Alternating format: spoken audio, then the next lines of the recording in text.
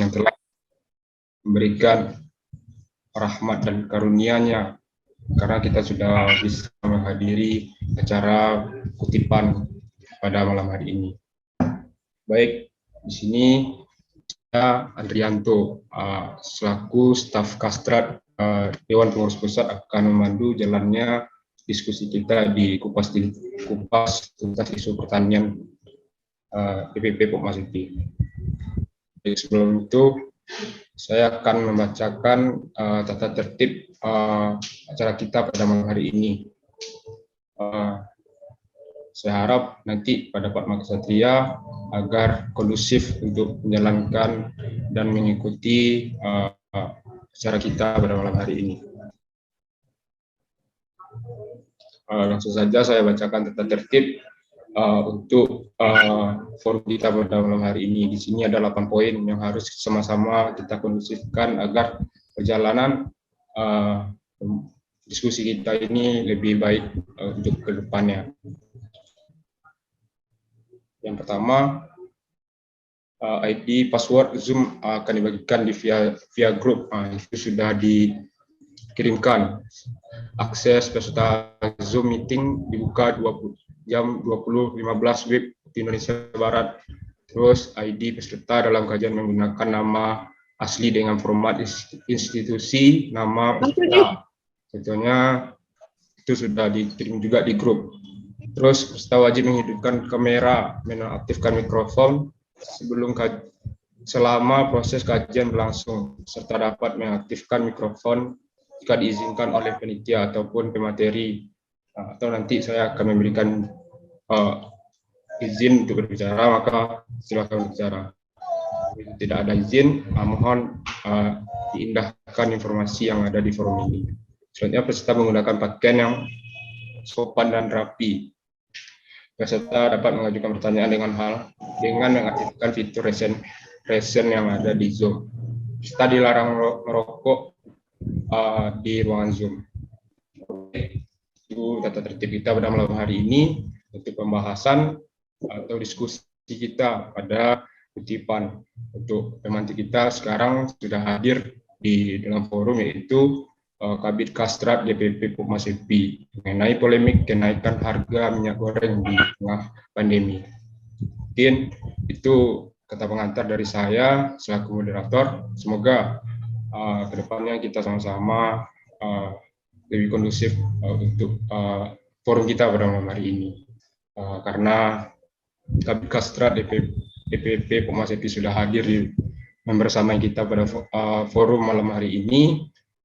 Sebelumnya saya mengucapkan terima kasih kepada Pak Makasatria yang sudah hadir dan mau ikut dalam kegiatan ini. Baik, tanpa mengurangi rasa hormat, tanpa mengurangi malam hari ini, saya berikan waktu untuk Kabid Kastrat untuk memberikan pemantik kita pada malam hari ini. Kawan-kawan Pak Makasatria yang ada di ruangan ini, tolong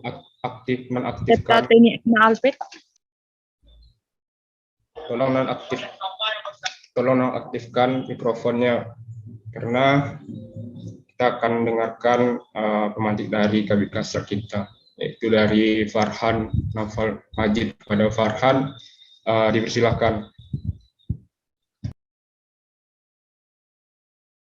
Oke, baik. Terima kasih Saudara Andre selaku staf Kastrat pada periode kali ini. Bismillahirrahmanirrahim. Assalamualaikum warahmatullahi wabarakatuh. Selamat malam Pak Makasatria semua. Salam, Om Swastiastu, Nama Budaya, Salam Kebajikan.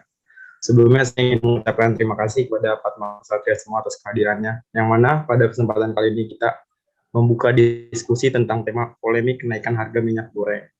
Mungkin bisa saya tegaskan sedikit bahwasanya saya di sini adalah sebagai pemantik, bukan pemateri gitu. Karena saya rasa Pak Kesatria sekalian mungkin sudah banyak yang mengkaji lebih jauh tentang isu minyak goreng pada kali ini gitu. Mungkin juga minyak goreng kali ini bukan menjadi isu, ini udah menjadi kondisi saat ini gitu. Bagaimana kita sama-sama tahu minyak goreng terlampau sangat mahal untuk saat ini gitu. Dan dirasa pula keaktifan diskusi pada kalinya adalah tanggung jawab kita bersama gitu. Mungkin dari beberapa Padma Kesatria sekalian juga sudah sangat bosan ya dengan isu atau kondisi saat ini tentang minyak goreng gitu.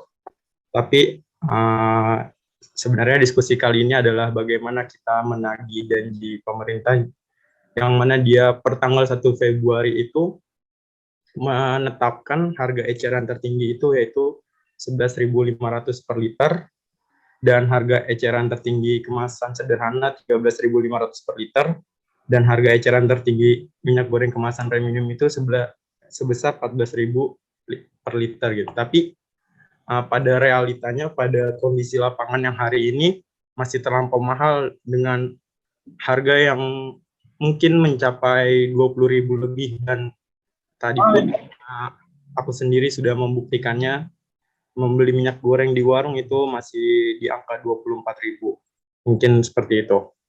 Nah, mungkin saya jelaskan sedikit juga nih kenapa kami memakai tema minyak goreng, karena yang sama-sama kita ketahui, sampai saat ini minyak goreng masih menjadi bahan pokok yang paling banyak dicari di Indonesia.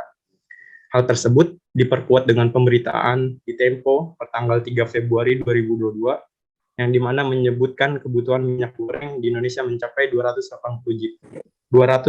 juta liter. Dan yang menjadi ironinya dan menjadi kelangkaannya, hari ini kebutuhan minyak goreng di Indonesia hanya terpenuhi sebanyak 63 juta liter.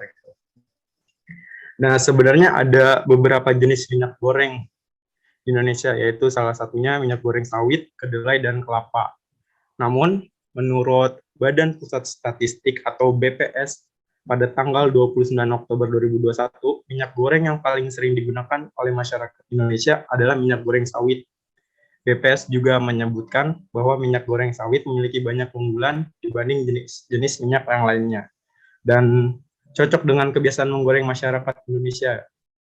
Dan kenapa juga kita banyak mengkonsumsi minyak sawit, karena juga Indonesia adalah salah satu penghasil minyak sawit terbesar di dunia. Mungkin seperti itu. Sejak 2006, Indonesia telah menghasilkan 43,5 juta ton dengan pertumbuhan rata-rata 3,61% per tahun. Nah, tapi yang menjadi fokus kita adalah kenapa sih? Mungkin nanti bisa didiskusikan juga oleh Padma Kesatria sekalian gitu. Dengan kebutuhan kita yang banyak dan juga memang petani sawit kita dan kebun-kebun sawit kita yang banyak juga dan sudah dilabelkan juga menjadi salah satu produksi sawit terbesar di dunia, tapi kita mengalami kelangkaan gitu. Aku di sini ingin menyebutkan mungkin 3 faktor yang membuat kelangkaan minyak goreng. Salah satunya karena nilai ekspor yang dipengaruhi oleh kenaikan harga minyak sawit mentah atau CPO internasional itu terlampau tinggi gitu. Dengan demikian, situasi ini ikut mengkontrol harga produk turunan seperti minyak goreng. Dan mungkin juga salah satu faktornya adalah invasi Rusia dan Ukraina. Seperti itu. Salah satu faktor lain yang mempengaruhi kenaikan harga minyak sawit ini adalah berpengaruhnya produksi minyak sawit nabati yang sedang menurun. Sementara itu harga minyak nabati itu tetap mahal, sehingga negara-negara industri itu menginginkan minyak sawit, karena kita tahu juga minyak sawit itu salah satu minyak yang lumayan harganya lebih rendah juga dibanding minyak nabati. Nah, tapi pada saat yang bersamaan juga pemerintah sedang menggarap proyek B30 atau biodiesel 30 dengan komposisi 30% biodiesel dan 70% solar. Nah, proyek pemerintah tersebut menjadi salah satu faktor yang berpengaruh terhadap kelangkaan minyak goreng, yang dimana rebutan minyak CPO menjadi produk olahan selain minyak goreng gitu. Jadi di luar kita juga sedang bermasalah, di dalam pun kita juga sedang bermasalah dengan proyek pemerintah yang ingin menerapkan B30 ini gitu. Mungkin pemantik dari saya itu seperti itu dulu ya, Fatma Kesatria sekalian. Mungkin dari Fatma Kesatria sekalian juga ada yang ingin menambahkan hasil diskusinya atau mungkin tentang kajian-kajiannya tentang minyak, dipersilakan, karena posisiku hari ini adalah sebagai pemantik, bukan pemateri, mungkin seperti itu. Gimana moderator? Baik, terima kasih kepada Saudara Farhan, Satria Farhan sudah menyampaikan hasil pemantik kita pada malam hari ini. Di sini saya selaku moderator akan membuka jalannya diskusi kita pada malam hari ini kepada Fatma Kesatria yang ingin sama-sama kita berdiskusi terkait hal yang sudah disampaikan oleh Kabid Kastrat DPP Formasi Bidang. Jadi silakan Resen untuk membuka diskusi kita pada malam hari ini. Mungkin kepada Saudara Fatma Kesatria Abed dipersilakan.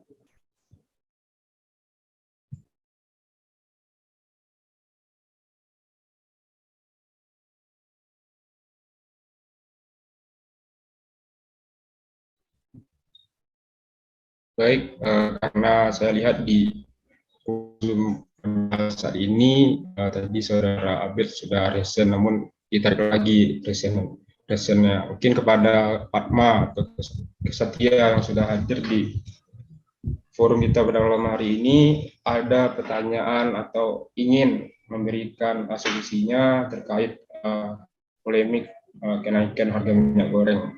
Mungkin kepada Pak Kesatria dipersilakan. Ya, silakan kepada Kesatria Muhammad Fadli, dipersilakan. Oke, baik. Terima kasih. Assalamualaikum warahmatullahi wabarakatuh. Waalaikumsalam warahmatullahi wabarakatuh.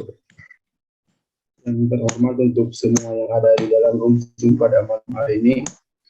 Dan kita juga perlu tahu bahwa di Indonesia itu merupakan pengguna besar dunia. Dan kan tadi yang isu-isu dijelaskan bahwa yang penyebab kelangkaan minyak goreng itu adalah ekspor minyak yang mahal, kemudian invasi Rusia, berkurangnya produksi minyak. Jadi saya juga minta sedikit, apakah dari besarnya penggunaan dari Indonesia disebut bahwa pengguna minyak terbesar dunia, apakah itu bukan suatu pengaruh juga yang menyebabkan minyak di Indonesia itu langka, seperti itu. Mungkin ada tanggapan dari teman-teman sekalian mengenai hal ini. Saya kembalikan kepada moderator. Baik, terima kasih Kesatria dari Univ Tadulako, Satria Muhammad Fadli. Mungkin kita beri dulu argumen dari Kesatria Farhan. Nanti kita juga tanya pendapat dari Fatma Kesatria yang ada di ruangan Zoom ini. Kepada Farhan, dipersilakan.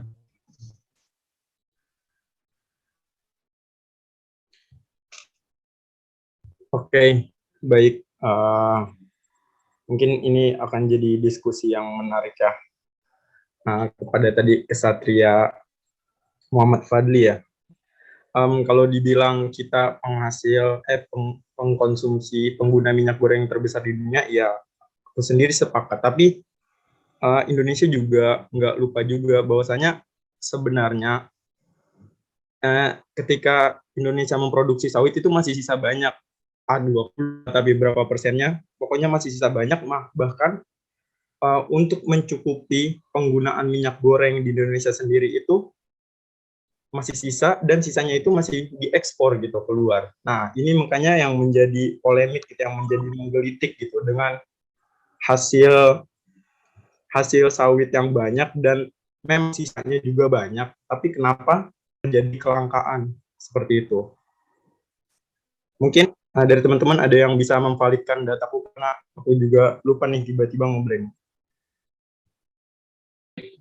Terima kasih kepada Kabid Kastrat DPP Maseti. Mungkin kepada kawan-kawan yang ingin menanggapi apa yang disampaikan oleh Kesatria Muhammad Fadli tadi, dipersilakan jika ada yang ingin menanggapi terkait Indonesia adalah salah satu pengonsumsi minyak goreng terbesar di Indonesia. Izin moderator. aku menemukan data bahwasanya di tahun 2019 itu Indonesia masih bisa ekspor itu sekitar 20,36 juta ton seperti itu. Jadi tidak menjadi alasan bahwasanya penggunaan minyak sawit terbesar di dunia, tapi kita tahu juga bahwasanya Indonesia juga penghasil goreng sawit terbesar di dunia juga gitu. Artinya bisa balance gitu kalau memang pemerintah sendiri menjalankan sesuai apa yang dijalankan gitu.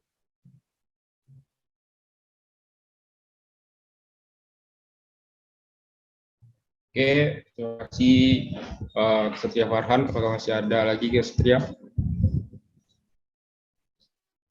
Atau dari Padma Ksatria yang ada di forum kita pada malam hari ini, apakah ada tanggapan terkait asumsi yang disampaikan oleh Ksatria kita dari Universitas Tadulako Muhammad Fadli? Disampaikan bahwa Indonesia adalah salah satu konsumsi minyak goreng terbesar di Indonesia. Mungkin kepada Padma Ksatria yang ada di ruangan Zoom ini yang ingin menanggapi, saya persilahkan. Mungkin karena tidak ada, mungkin saya kembalikan kepada Ksatria Muhammad Fadli. Apakah masih ada tanggapan atau yang mau didiskusikan, Ksatria?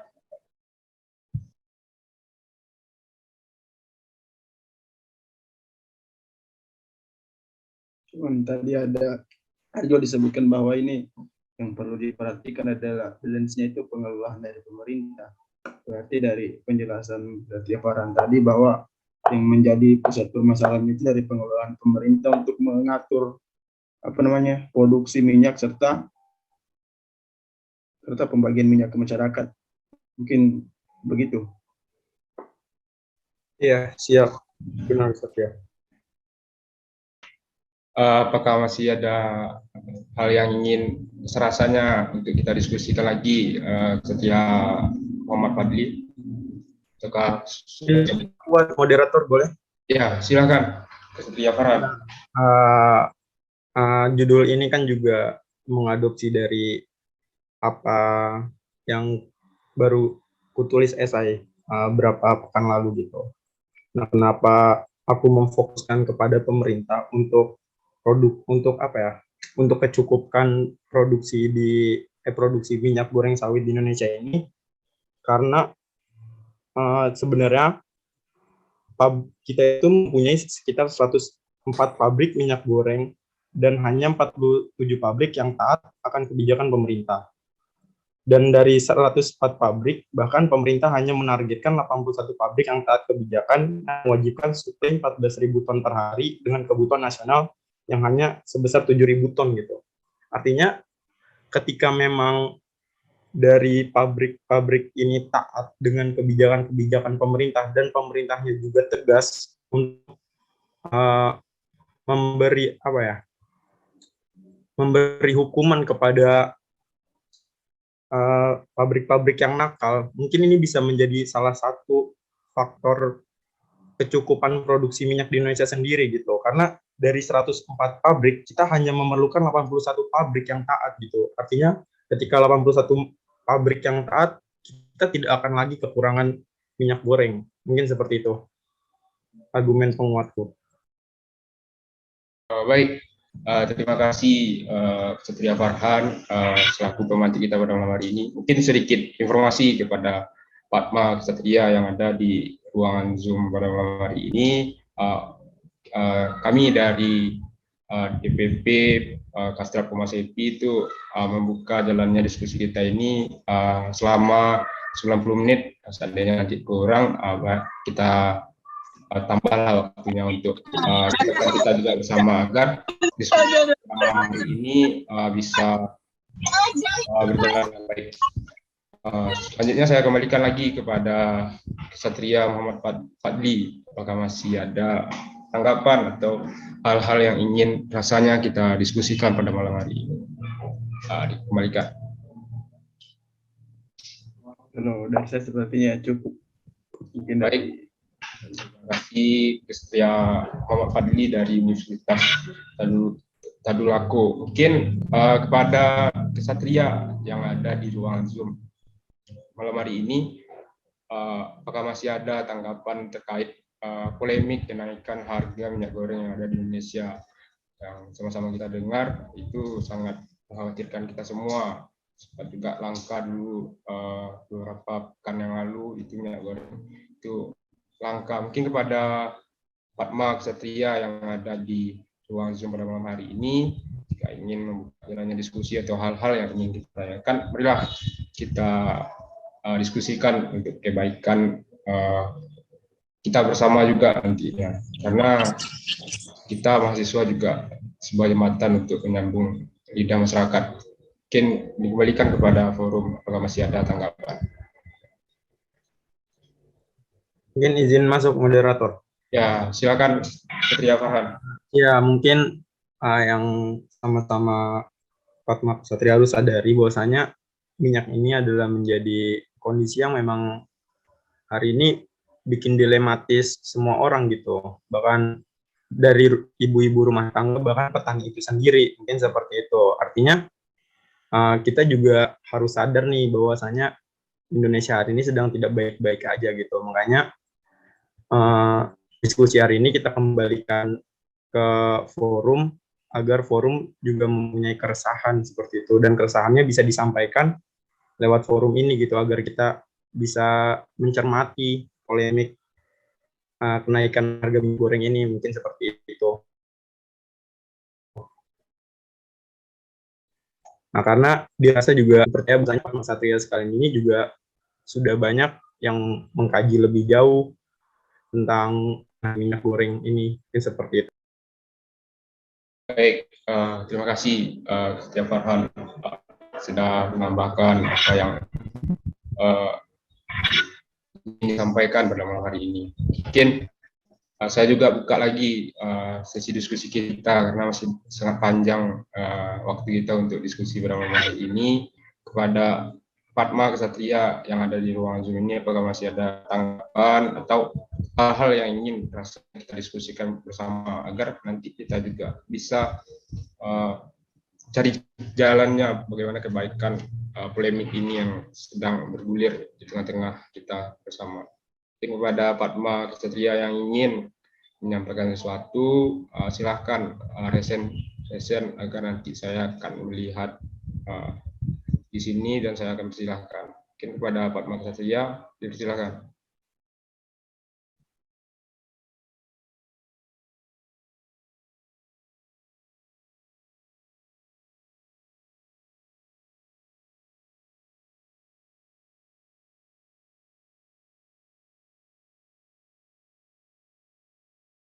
Baik, kenapa sepertinya tidak ada ya. Mungkin masih ada hal-hal yang ingin dipikirkan dulu nanti baru ditanyakan. Mungkin saya bukalah sedikit diskusi pada Kabit. Ada. Ya, silakan kepada saudara Satria Raffi Ihsan. Ini terkait isu minyak goreng, pendapat dari saya saja sih ya Mas ya. Sedikit menambahkan sih, terjadinya kenapa harga minyak goreng itu melonjak lebih pesat daripada biasanya. Nah, karena terjadinya salah satunya ya, terjadinya yang baru-baru ini peperangan di Ukraina dan Rusia. Itu menurut saya mempengaruhi, karena di minyak goreng itu ternyata yang saya diskusikan, yang saya dapat, khususnya sawit, itu bisa dijadikan bahan bakar yang dibutuhkan oleh pesawat. Nah, di Ukraina ataupun Rusia itu produksi besar terkait bunga matahari, yaitu minyak sunflower, yang terjadi gunanya untuk bahan bakar pesawat. Nah, karena di sana produksinya sudah minim, kita selaku produksi sawit terbesar itu kita harus mengirimkan juga ke beberapa negara yang membutuhkan, karena sudah minimnya minyak sunflower tersebut. Makanya dari Indonesia itu mengirimkan ekspor besar-besaran sehingga harga minyak di Indonesia pun sedikit melonjak. Seperti itu. Nah, yang kedua, itu kalau dari saya, mungkin ada permainan. Permainan dalam arti mafia-mafia besar yang ada di jajaran atasnya. Ya, kita nggak bisa sebut langsung lah, to the point lah. Memanfaatkan situasi yang ada, kondisi yang ada, makanya dari situ mafia-mafia tersebut sudah mulai mempermainkan harga untuk kejadian saat ini. Seperti itu sih. Terima kasih. Kurang lebihnya mohon maaf. Baik, terima kasih banyak kepada Ketua Pak Ihsan karena sudah memberikan informasi pada hari ini terkait penyerangan yang ada di Ukraina. Itu berdampak juga mengapa naiknya harga minyak goreng di tengah-tengah kita. Mungkin sebelum saya lemparkan kepada Kesatria Farhan terkait hal ini, apakah ada dari Padma atau Kesatria yang ingin menanggapi apa yang disampaikan oleh saudara Raffi Ihsan tadi? Mungkin kepada Padma Kesatria yang ingin menanggapi terkait apa yang disampaikan oleh Kesatria Raffi Ihsan tadi, dipersilakan. Sebelum kita berikan kepada Kabid Kastrat DPP Komisi, ya mungkin kepada Kesatria Kafka Evan, dipersilakan. Ya, terima kasih Kesatria. Assalamualaikum warahmatullahi wabarakatuh. Waalaikumsalam warahmatullahi wabarakatuh. Saya sepakat yang dibilang Kesatria tadi karena kebutuhan ekspor itu lebih tinggi dan harga di Indonesia sendiri di Inmendag nomor 6 tahun 2002 dijelaskan itu harga minyak sawit yang kecil itu, harga minyak goreng yang kecil itu 12, yang sedang itu 13.500 dan yang besar itu 14, dan diganti ke Inmendag Inmendag nomor 11 yaitu harga minyak sawit 14 sampai 15.000 dan ekspor itu lebih tinggi harga. Nah, di situ makanya kebutuhan minyak kelapa sawit di Indonesia terkendala. Dan saya berbicara untuk wilayah Kaltim sendiri, bahwasannya di Kaltim sendiri ada 11 pabrik sawit dan per tahun menghasilkan 1.380 ton tandan buah segar TBS, dan tandan buah segar itu diolah menjadi 1.200 minyak kelapa sawit. Asumsi di Kaltim penduduk yaitu 1.200 dibagikan ke semua penduduk, itu satu rumah mendapatkan 5 tong besar minyak kelapa sawit. Nah, seumpama ndak ekspor ini bisa dibatasi, pasti masyarakat ini jaya. Di Kaltim itu per tahun mendapat 5 tong kalau diasumsikan itu. Nah, mungkin itu aja dari saya. Sekian, terima kasih. Assalamualaikum warahmatullahi wabarakatuh. Baik, terima kasih Kesatria ada Kafka Evan. Mungkin benar juga yang disampaikan oleh saudara Kesatria kita yang barusan terkait hal ini. Mungkin dari tanggapan dari pendapat yang sama-sama juga disepakati dan dikatakan oleh Kesatria kita tadi, kita dengarkanlah dulu bagaimana tanggapan dari pemantik kita pada malam hari ini kepada Kesatria Farhan, silakan. Oke, baik. Terima kasih moderator. Ya, bahwasanya invasi Rusia dan mainan mafia menjadi salah satu faktor utama kelangkaan minyak goreng di Indonesia. Baik lagi bahwasanya pada tahun 2019 karena kita itu produksi sawitnya produksi sawitnya itu sangat banyak sehingga bisa ton ke negara lain itu, tapi pada faktanya pada tahun ini itu kita mengalami kelangkaan gitu. Ini yang menjadi tanda tanya gitu. Dan yang tadi dijelaskan bahwasanya invasi Rusia dan mainan mafia ya memang menjadi salah satu faktor yang memang sangat berpengaruh terhadap kelangkaan minyak goreng ini. Mungkin seperti itu. Dan mungkin juga izin menanggapi dari pertanyaan ini nih. Pertanyaan Fatma.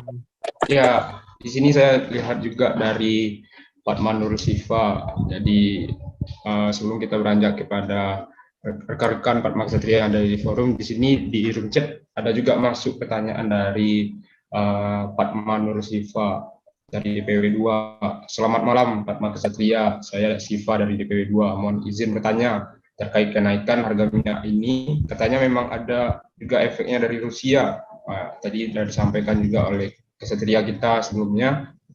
Kemudian kebijakan apa yang harus dilakukan agar harga minyak ini tidak merambat lagi masyarakat? Terima kasih. Mungkin karena saudara Ksatria Farhan ingin menanggapi, ya silahkan. Mungkin nanti kita lemparkan juga ke forum terkait apa yang disampaikan oleh Ksatria Fatma kita Nurul Sifa. Ya silakan. Baik, ini menurut pendapatku ya, nanti mungkin bisa diperbulat lagi lewat pendapat teman-teman Fatma Ksatria sekalian yang ada di forum. Jadi kebijakan apa yang harus dilakukan agar minyak goreng ini tidak memberatkan bagi masyarakat? Menurutku, jika kita berbicara tentang masyarakat atau kita bicara tentang pengusahanya, baik lagi tentang kesadaran pengusahanya. Bahwasanya memang kita nggak bisa pungkiri uang memang nomor satu, profit memang nomor satu jika kita berbicara tentang usaha, tapi kita juga tidak bisa pungkiri bahwasanya kemanusiaan dan berdirinya kita di negara kita sendiri untuk membantu mensejahterakan. Mungkin itu yang pertama kalau kita bicara tentang pengusahanya, itu kesadaran gitu. Dan yang kedua, jika kita bicara tentang pemerintahnya, baik lagi ke tadi, pemerintahnya itu mungkin bisa menerapkan bahwasanya seluruh pabrik yang ada di Indonesia itu untuk mencukupkan dulu penggunaan minyak goreng yang ada di Indonesia, mungkin seperti itu, agar tidak terjadi kelangkaan. Nah, sisa dari itu baru boleh diekspor ke negara-negara lain. Mungkin seperti itu kalau dari sisi pemerintahnya menurutku. Tapi pada kenyataannya, pabrik-pabrik yang ada di Indonesia sendiri itu telah melakukan tugasnya dengan benar. Ini hasil diskusiku dengan dosenku gitu. Jadi tidak ada yang melanggar untuk pabrik-pabrik yang memang sudah taat aturan. Mereka memang telah memberi persenan sesuai yang diatur negara untuk mencukupi kebutuhan minyak goreng sawit yang ada di Indonesia sendiri gitu. Tapi baik lagi kukutip dari Ksatria, bahwasanya ya memang ini ada mainan mafianya, mungkin seperti itu. Jadi kalau kita bicara tentang mafia, kita bicara juga tentang kesadarannya, mungkin seperti itu. Baik, moderator.